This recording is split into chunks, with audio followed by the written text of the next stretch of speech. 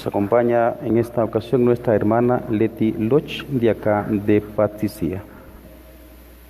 Lectura del libro del profeta Ezequiel.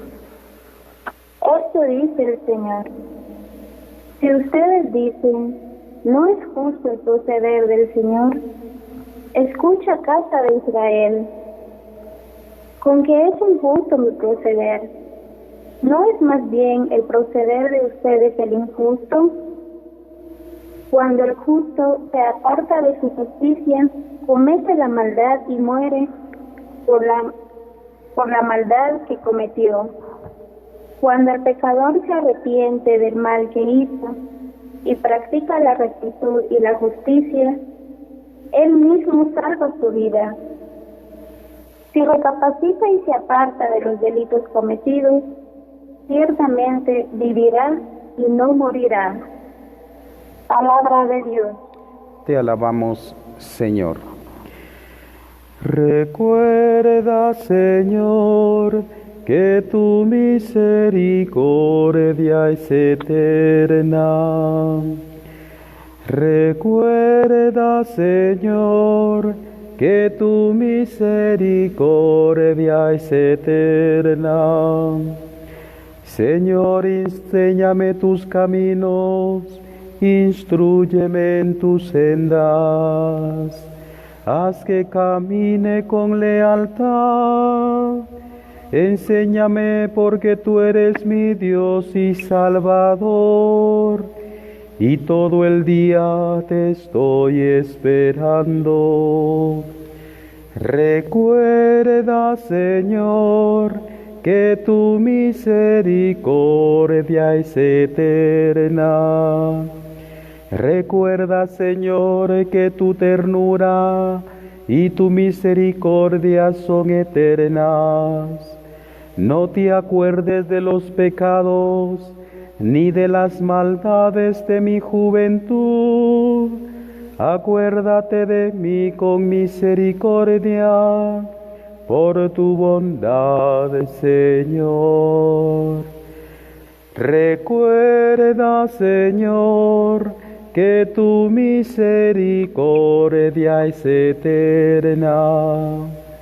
El Señor es bueno y es recto, y enseña su camino a los pecadores.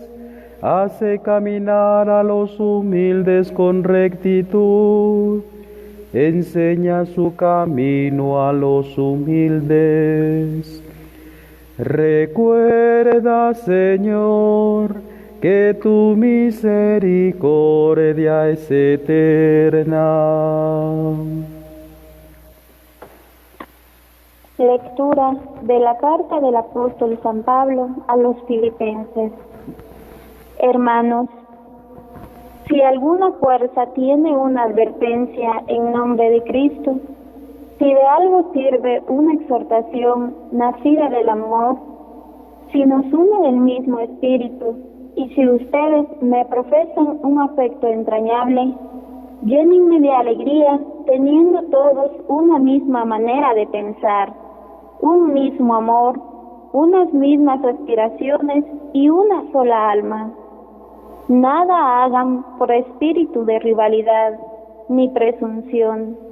Antes bien, por humildad, cada uno considere a los demás como superiores a sí mismo, y no busque su propio interés, sino el del prójimo.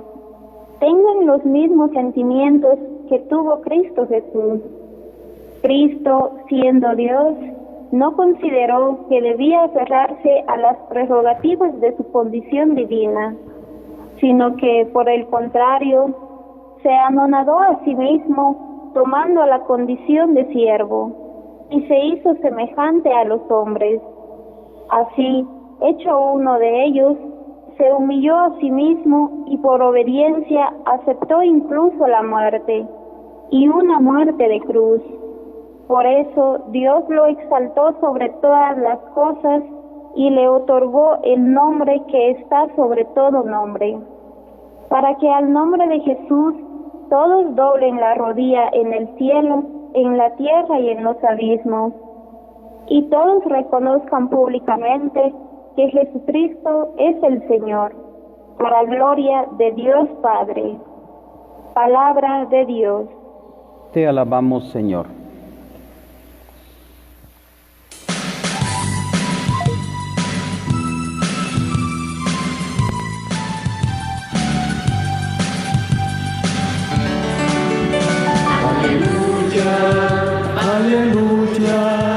Aleluya, aleluya, aleluya, aleluya.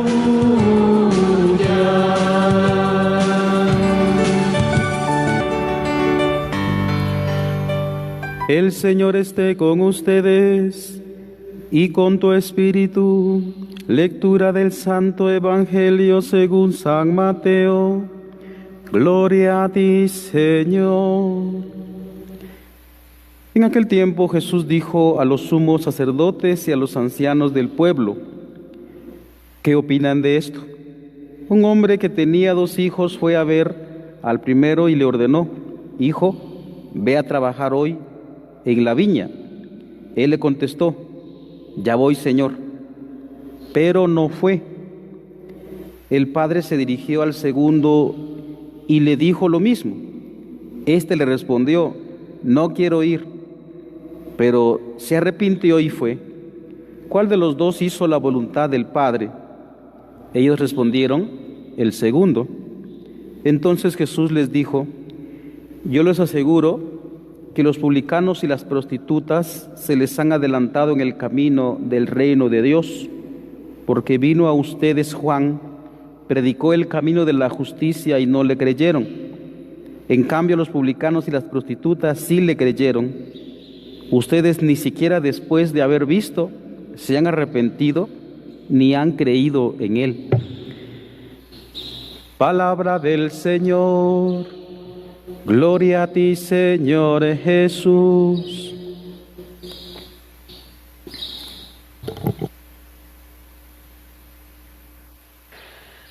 Buenos días, amados hermanos en sus hogares.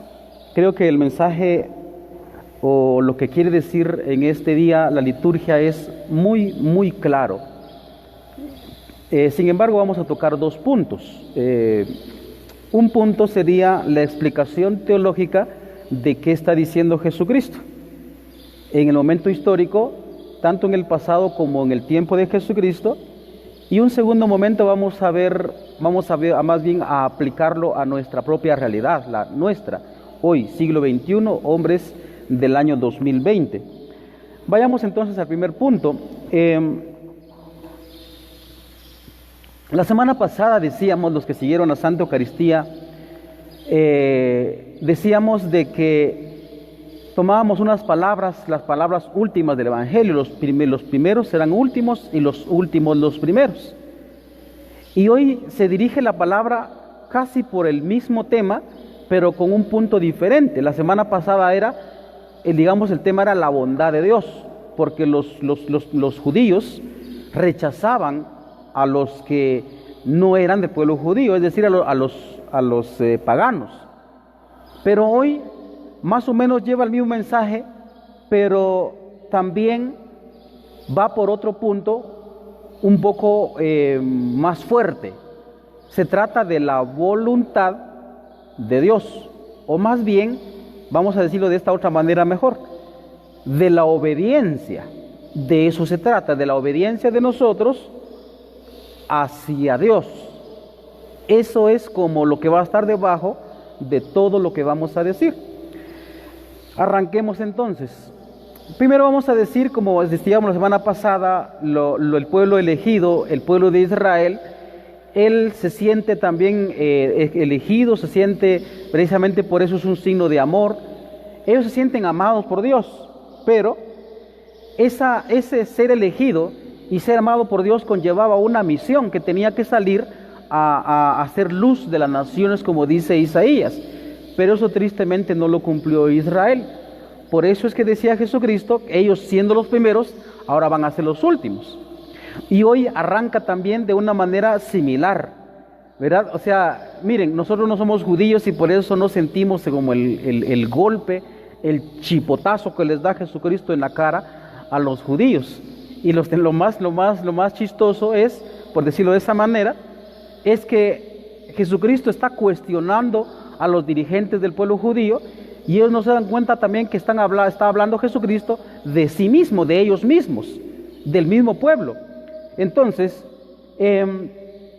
les pone esta parábola, donde hay dos hijos. Decía ayer Monseñor Tabón Restrepo, un obispo de Colombia, decía que en realidad hay tres hijos. Vamos a ver por qué. Porque, precisamente, digamos, un hijo que es el mayor, decía también hoy Monseñor Víctor Hugo Palma, un hijo que es el mayor está representando al pueblo de Israel, que en un primer momento pues Dios lo llamó, ve a trabajar a mi viña, se sintió elegido, por supuesto, y eso produce, como he dicho la semana pasada, produce alegría. Pero al mismo tiempo, ellos parece que están trabajando, pero no lo hacen. Parece que están ahí cumpliendo con la voluntad de Dios, pero al mismo tiempo no lo hacen. El segundo hijo representa a el entero mundo, es decir, el pueblo no judío, el pueblo pagano, como le llaman los judíos. Estamos, por consiguiente, representados ahí todos nosotros. Pero hay un tercer hijo, decía ayer también Monseñor Restrepo, hay un tercer hijo. ¿Quién es? Es el hijo por naturaleza de Dios, y el que está en la segunda lectura del día de hoy. Dice San Pablo, el que no consideró que debía aferrarse a las prerrogativas de su condición divina, sino por el contrario se anonadó a sí mismo y tomó la condición de esclavo, pasando por uno de tantos. Entonces hizo la voluntad inmediatamente, y él sí cumplió. Entonces hay tres hijos, ya dijimos. El primero, que es el mayor, está representando al pueblo de Israel, como diría el Papa Juan Pablo II, nuestros hermanos mayores en la fe. Y el segundo hijo, que es el menor, nos está representando a todos nosotros. La semana pasada también sacamos un texto en donde está muy bien explicado, Romanos 11, por favor, eso lo dejo de tarea. Ahí está como bien explicado lo que se está diciendo hoy. Pero a lo que vamos es la obediencia. Ese es el punto clave de hoy. El primer hijo, pues en la apariencia está cumpliendo con la voluntad del Padre, pero no lo está haciendo. Esto también tenemos que estudiarlo un poquito, tenemos que verlo un poquito. El segundo, en la apariencia no ha querido ser, digamos, obediente así a Dios para nada, pero es el primero en obedecer. Y lo explica Jesucristo, ¿no? Los publicanos y las prostitutas sí le hicieron caso a Juan el Bautista. Y en cambio el tercer hijo, inmediatamente, que es Jesucristo, ¿no? Y ese es como, digamos, el mensaje de hoy, lo que nos quiere decir hoy las lecturas.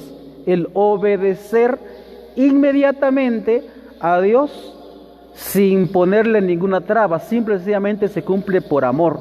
El amor cumple. Recuerden ustedes, la semana pasada también sacábamos este ejemplo amoroso, ¿no? El novio o la novia o los recién casados, como se aman entrañablemente, todavía está pues el amor a flor de piel. Entonces dice, tus deseos son órdenes, mi amor, pues se cumple por amor, no se cumple nada más porque es lo mandado, porque hay que cumplir nada más, no, sino por amor. Muy bien, veamos entonces un poquito, el primer hijo dice, ya voy, Señor, pero al mismo tiempo no cumple. Esto es interesante porque ¿en qué sentido es? Jesucristo le está hablando a los sumos sacerdotes, les está diciendo, Él les pone esta parábola, este ejemplo. ¿Por qué ellos en principio parece que están cumpliendo, pero al mismo tiempo no cumplen? Porque dependiendo del concepto, otra vez lo hemos sacado, el concepto que ellos tienen de Dios, ellos tienen en la cabeza un Dios que hay que respetar así a rajatabla, un Dios que castiga al pecador, un Dios que excluye, como lo dijimos también la semana pasada, que excluye. Y por eso es que a la hora de que viene Jesucristo, no le quieren creer, ¿verdad? Porque Jesucristo trae un nuevo concepto de Dios, algo que ellos no se imaginan. Y por eso es que Jesucristo le lanza esta diátriba, se le puede decir de esa manera. porque vino a ustedes Juan, predicó el camino de la justicia y no le creyeron, en cambio los publicanos y las prostitutas sí le creyeron. Ustedes ni siquiera después de haber visto, se han arrepentido y no le han creído a Él. ¿A quién se refiere? No le han creído a Dios, porque trae Jesucristo, como hemos dicho, un nuevo concepto de Dios.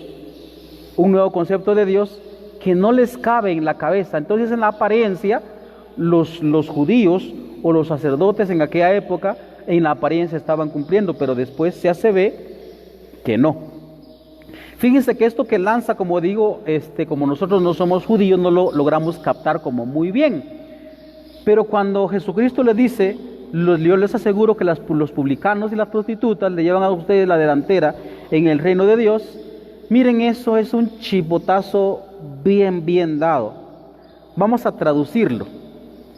Hoy nosotros, digamos, la gente que más despreciamos en el ámbito político es precisamente aquella gente que se le ha dado un poder, ¿verdad?, por la democracia. Y en principio ellos tienen que cumplir con algo que han prometido. Pero resulta, por supuesto, que aquí no es global, ¿va? Porque algunos sí son buenos. Lo que pasa es que la mayoría se portan mal y entonces se empañan algunos políticos que de pronto pueden ser buenos, ¿va? Porque tenemos que salvar a los que no se han portado de esa manera.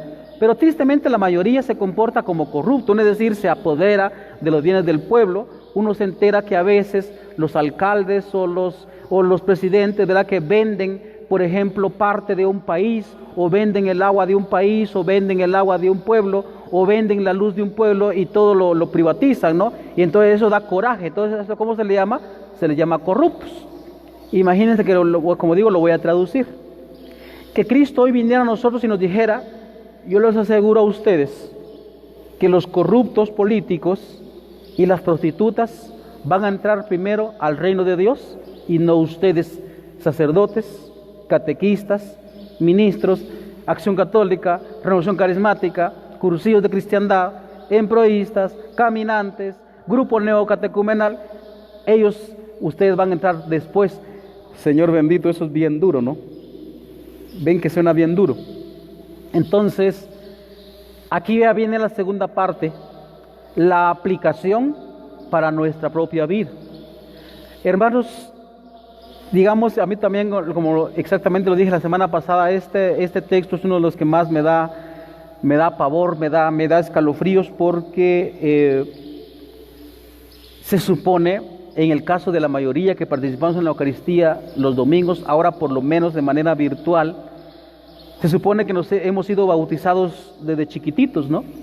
Y hemos estado en la iglesia, ¿verdad? Algunos que han estado en la infancia misionera, después en la YAM, ¿no?, infancia y adolescencia misionera, después pasan a grupos juveniles, y después son presidentes de grupos juveniles, después se casan, después van a cursillos o lo que sea, después se integran una comunidad de Acción Católica, Renovación, cursillos, lo que sea, van creciendo, ¿no? Entonces hemos sido llamados de un principio, hemos sido como primeros, pero tenemos que tener, como digo, en ese sentido, mucho cuidado, porque de pronto somos los primeros, pero después vamos a ser los últimos. ¿Por qué? Vamos a decirlo con este ejemplo que me decía mi profesor en el seminario. El pez, a pesar de que está en el agua, no se da cuenta que está en el agua. No se da cuenta. ¿Cuándo se da cuenta que está en el agua? Cuando lo sacan del agua. Es decir, en el caso de nosotros, también estamos tan acostumbrados. Muchas veces algún hermano así dice, a mí me molesta cuando un hermano se expresa de esa manera, dice: es que yo estoy acostumbrado a ir a misa, padre. Acostumbrado, ¿ah? Qué horror, ¿ah? No tenemos que acostumbrarnos. Y como el ejemplo del pez en el agua, también los cristianos que hemos nacido en la fe cristiana, nos han educado en la fe cristiana, hemos estado en la iglesia desde un principio, y entonces por consiguiente muchas veces no nos damos cuenta de lo maravilloso que es estar en la santa iglesia de Dios, como decía el padre Santiago Martín la semana pasada, que uno puede pensar de que los que fueron llamados de un principio a trabajar a la viña del Señor, uno puede pensar de que los últimos han sido privilegiados y que han tenido más suerte porque ellos no han trabajado nada y se les dio el mismo pago. pero no, sino que es al revés. Nosotros que hemos crecido en un principio, somos privilegiados por estar a servicio, trabajando a semejante patrón, Dios mismo. Somos privilegiados, pero uno no se da cuenta de eso. No se da cuenta de eso y por consiguiente uno puede despreciar, nos podemos acostumbrar. Y este es el problema, de que como hemos crecido en la gracia de Dios, uno no detecta la maravilla en la iglesia o la maravilla de lo que uno vive en la iglesia. ¿Quiénes se dan cuenta? En ese sentido yo les aconsejo, por favor, que revisen ustedes la vida de los conversos, es decir, aquellas personas que de pronto, como se dice en los testimonios, ¿verdad? Entre comillas testimonios, ¿verdad? Cuando dice, pues, cuando pasa a dar su testimonio, ¿verdad?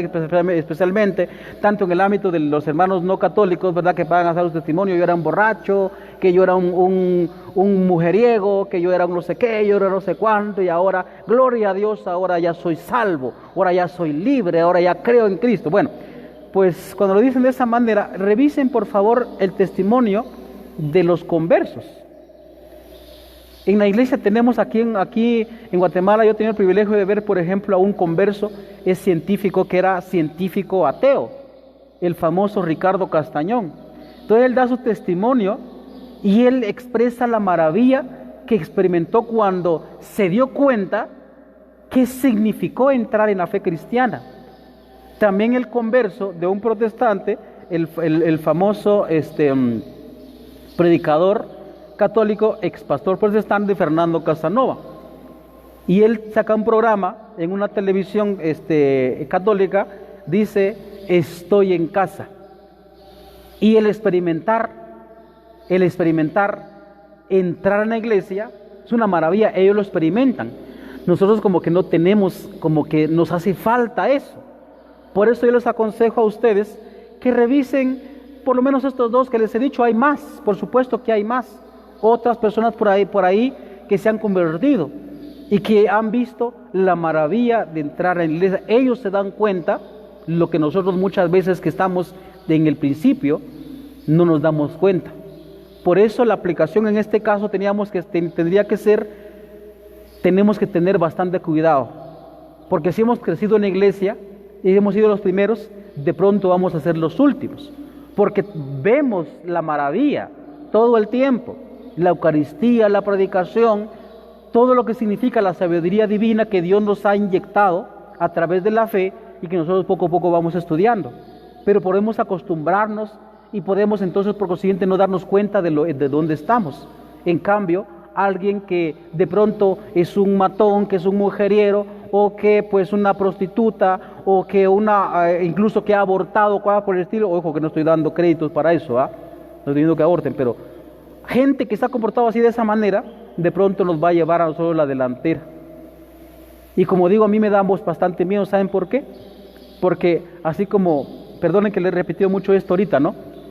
Dije la semana pasada también, muchos de ustedes como laicos piensan que el sacerdote ya tiene como ganado el reino de los cielos porque es sacerdote. Pero esto es falso. Hay veces el ser sacerdote es como más el pasaje para ir a parar al infierno, y eso lo declara también una Santa Faustina Kowalska, que ella en la visión que ha tenido del infierno ha dicho que ha visto sacerdotes en el infierno. Todos nosotros que ahora, y eso aquí me pongo yo enfrente de ustedes, ahora que yo soy el primero que tengo que predicar el Evangelio, entonces de pronto al final voy a ser el último. Por lo menos si soy último, por lo menos puedo entrar, por lo menos quiero entrar, pero no me quiero sentir excluido de la presencia de Dios, de trabajar en la viña del Señor. Tenemos que trabajar, hermanos, y con esto concluyo ya. Como dijimos la semana pasada también, Dios nos quiere trabajando, no nos quiere holgazanes en la iglesia, y nosotros tenemos que trabajar. Hermanos, tenemos que quitarnos de la cabeza de que el católico es solo participar en la misa, con ir a misa, con escuchar misa, y ya cumplí. No hemos cumplido, sino que escuchamos la Eucaristía, participamos en la Eucaristía, nos alimentamos de la Eucaristía para alimentarnos, pero después debemos ir a trabajar, es decir, anunciar el reino de Dios, porque si solo participamos en la Eucaristía, como decimos vulgarmente, normalmente, y eso en boca de todo mundo, si somos calientabancas y solo venimos a participar nada más, no es que eso esté mal, pero nos comportamos como holgazanes y después no anunciamos el reino de Dios a donde tenemos que anunciar. Si todavía seguimos creyendo de que solo con participar en la misa ya cumplí, no hemos cumplido, es la mitad, falta todavía ir a anunciar. Si no caemos, como hemos dicho en la primera parte de esta homilía, caemos en lo que cayó el pueblo judío, que ellos se sintieron amados, se sintieron elegidos, pero se olvidaron de que esa elección y ese amor que Dios les profesó significaba que ellos tenían que cumplir con una misión de ser luz para la gente. Y nosotros tenemos que hacer ahora también eso. El sacerdote, la monjita, el cristiano laico, cualquier persona tiene que anunciar el reino de Dios, no solo el sacerdote, ni solo la monja, ni solo los catequistas, sino todo aquel que ha sido bautizado tiene la obligación, escúchenlo bien, la obligación de ir y predicar el evangelio a todas las personas, por lo menos con el círculo de personas con que se topa todos los días. Concluyamos con esto, cumplamos con la voluntad de Dios. Por eso es que aquí en las palabras que dice San Pablo son como el sentimiento que Dios quiere de nosotros. Escuchen bien, hermanos, si alguna fuerza tiene una advertencia en nombre de Cristo, si de algo sirve una exhortación nacida del amor, si nos une el mismo espíritu, y si ustedes me profesan un afecto entrañable, piense usted que Dios mismo le está hablando en estas palabras. Llénenme de alegría, teniendo todos una misma manera de pensar, un mismo amor, unas mismas aspiraciones y una sola alma. Nada hagan por espíritu de rivalidad ni presunción, antes bien por humildad cada uno considere a los demás como superiores a sí mismo y no busque su propio interés sino el del prójimo. Tengan los mismos sentimientos que Cristo Jesús, el cual dice que no se aferró, sino que cumplió con la voluntad del Padre y vino a dar su vida por nosotros. Nosotros debemos hacer otro tanto. Cumplamos entonces la voluntad de Dios. Como ya hemos dicho en un principio, el mensaje de hoy es la obediencia, por amor, no por cumplimiento. Y claro que hay que cumplir, sino que eso se cumple, pero porque uno ama a Dios. Uno no le va a estar cuestionando a Dios por qué me dice esto. No, uno cumple por amor. Cumplamos por amor. Amén.